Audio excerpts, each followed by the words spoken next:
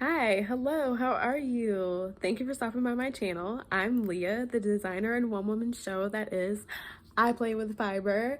I'm a fiber artist. I crochet, I knit, I embroider, punch needle, and probably some more things that I can't even remember right now, but that's where we're at. So today I decided to record a tutorial for showcasing a modified version of the even moss stitch. It is a crochet stitch that has lots of textured goodness, and I've modified it to create a ribbed fabric. I use this stitch in my Cosmos Beanie pattern, which you can find in my shop. I'll link that down below. And it is now going to be in the Cosmos Infinity Scarf. So it has a set. Yay, because we love a good set, right? All right, so I'm gonna show you. This is the preview of the scarf. And I mean, can you see that? Who doesn't love this texture party, okay?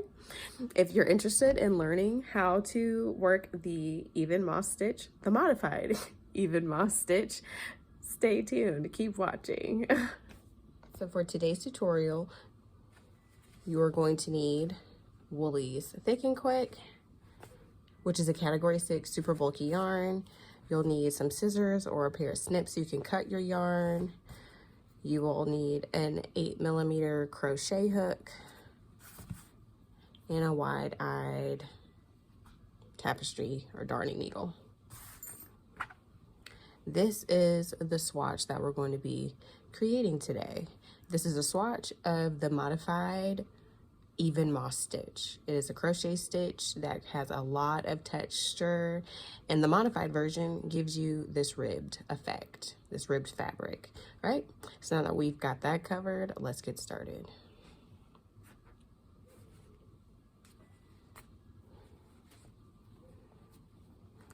Just pulling some yarn out from my ball, some working yarn. All right. I'm doing this tutorials if you already have the understanding of creating a slip knot and working slip stitches and half double crochets. The even moss stitch is worked entirely using slip stitches and half double crochet stitches, excuse me. If you need a tutorial on how to make a slip stitch, make a half double crochet stitch, or even just simple chaining, let me know in the comments below if you'd like to see that as a tutorial as well to get you started on your journey with crocheting. But for now, we're going to jump straight into it. Make our swatch, we're going to start with a chain of 12. 1, 2, 3, 4, 5, 6, 7, 8, 9, 10, 11, 12. So we have our 12 stitches. And from here, we're going to work in not the first chain from the hook, but this second chain right here. You'll flip your chain over and begin working in the back bumps all the way to the end of the row. So for your first stitch, you are going to slip stitch in that second chain from your hook, slip stitch. In the next stitch, you're going to half double crochet, again working in the back bumps. So your first stitch, slip stitch, second stitch, half double crochet. Your next stitch will be a slip stitch.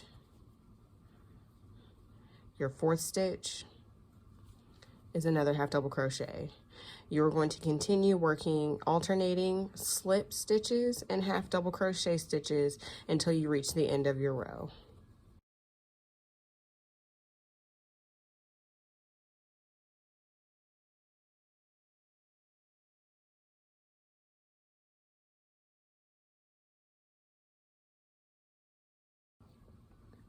Okay, so now that we finished our row, we are now working with 11 stitches. So you should have 1, 2, 3, 4, 5, 6, 7, 8, 9, 10, 11 stitches for your swatch. From here, so you can continue working back down and make a row 2, you'll want to chain 1 and turn your work. Now you can continue working down your row. I'm a right-handed crocheter, so that's why I'm working from right to left. If you're left-handed, you would be doing the opposite of what I'm doing. Okay, so because we ended on a slip stitch, to start row 2, you are going to work a half double crochet into the first stitch. Now this is a modified even moss stitch, and we are working to create a ribbed textured fabric. In order to do that, this is where the modification comes in. You're only going to work in the back loops of all of your subsequent stitches from here on out. So as you can see, the tops of your stitches all make these little V's, right? Little V's. Each V consists of a front loop, the loop that is the closest to you, and a back loop, the loop that is the furthest away from you. So in order to work in the back loop, you only will insert your hook into the back loop of your stitch. So we've done our chain 1, we have turned, and now we are going to work a half double crochet into the back loop of the first stitch, which is a slip stitch. So half double crochet into that back loop. The next stitch is a half double crochet from the previous row. So we're going to work a slip stitch into the back loop of your second stitch. And we're going to repeat. We have come up on a slip stitch from the previous row. So we're going to work a half double crochet into the back loop of that stitch. The next stitch is a half double crochet from the previous row. So we'll work a slip stitch into the back loop of that stitch. And you will continue alternating half double crochets and slip stitches in the back loops only until you reach the end of your row.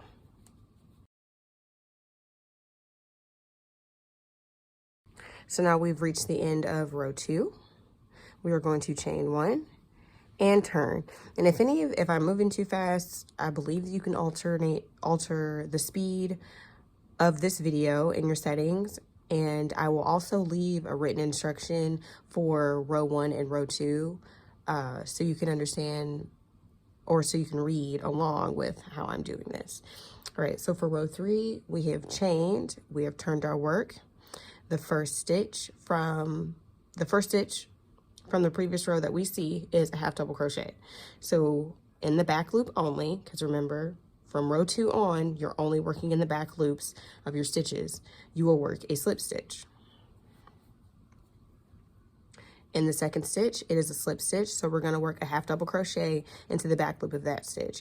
If you've picked up what I'm putting down at this point, you should see that for each subsequent row, for every half double crochet that you come up on, you will put a slip stitch, and for each slip stitch, you'll put a half double crochet.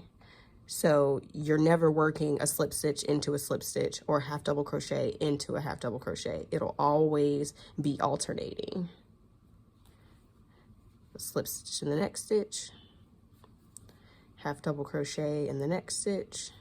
Remember, back loop only, slip stitch, back loop only, half double crochet, back loop only, slip stitch, back loop only, half double crochet. It's the end of your row 3, and you can see here you're starting to develop that ridge for the rib. So we're going to chain 1, pull some more working yarn, turn your work, and you're going to basically continue only working in the back loops, alternating half double crochets and slip stitches. One thing that you can keep in mind, because you're working across an odd number of stitches, your first stitch and your last stitch should always be the same. So if the first stitch that you work is a slip stitch, the last stitch that you'll work will also be a slip stitch. So you can keep that in mind if you want to work on using this for your own pattern or for your own practice. If you are working across an odd number of stitches, it's easy to keep track of what your first and your last stitch will be. So starting the next row shouldn't require too much thought.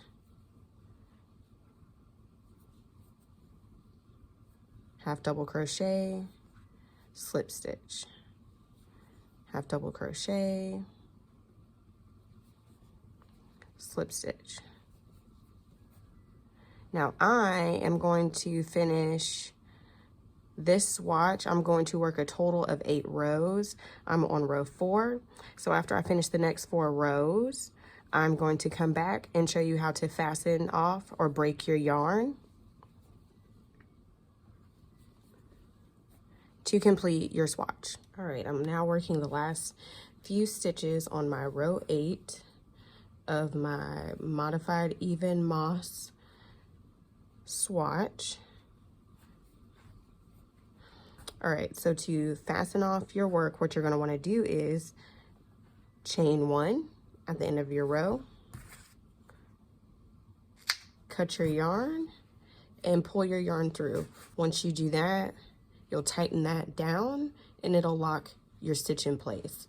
Now, let's say you wanted to keep this and use it as like a plant mat or a coaster of some sort. I wouldn't recommend something so textured as a coaster, but if you had intentions to use your swatch for something else, or if you were collecting swatches and wanted to do some type of scrappy project, you would then just take your wide-eyed tapestry or darning needle.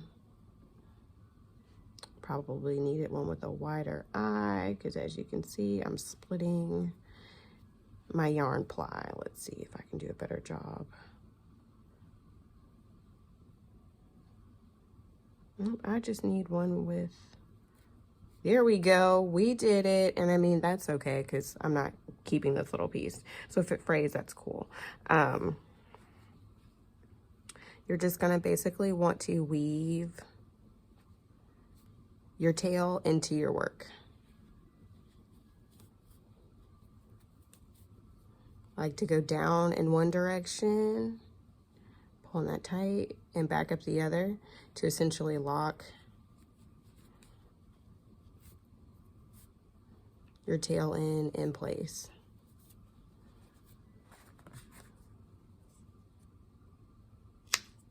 You'll trim your axis, and there you go.